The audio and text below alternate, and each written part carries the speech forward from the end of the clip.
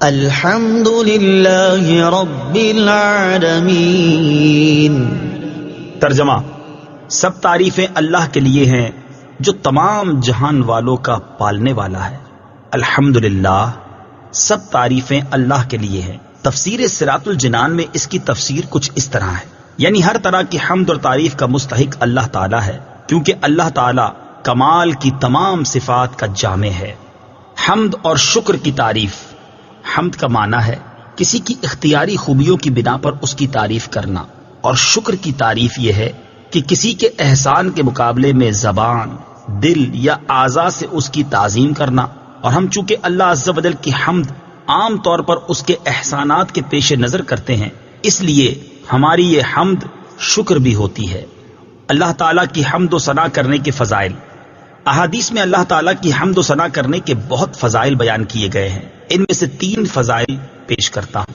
Number 1، مسلم شریف کی حدیث ہے، حضرت انس بن مالک رضی اللہ تعالی عنہ سے روایت ہے، نبی اکرم صلی اللہ تعالی علیہ وسلم نے ارشاد فرمایا، اللہ تعالیٰ بندے کی اس بات سے خوش ہوتا ہے کہ وہ کچھ کھائے تو اللہ تعالیٰ کی حمد کرے، اور کچھ پیے تو اللہ تعالیٰ کی حمد کرے۔ نمبر 2، ابن ماجہ کی حدیث ہے، حضرت جابر بن عبداللہ رضی اللہ تعالی عنہ سے روایت ہے، حضور پر نور صلی اللہ تعالی علیہ وسلم نے ارشاد فرمایا، سب سے افضل ذکر لا الہ الا اللہ ہے، اور سب سے افضل دعا الحمدللہ ہے۔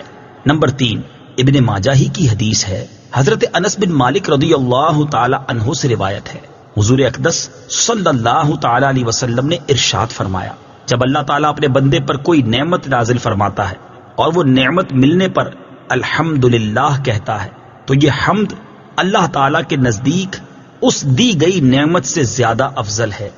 حمد سے متعلق شرعی حکم۔ خطبے میں حمد واجب، کھانے کے بعد مستحب، چھینک آنے کے بعد سنت، حرام کام کے بعد حرام، اور بعض صورتوں میں کفر ہے۔ للہ، اللہ کے لیے۔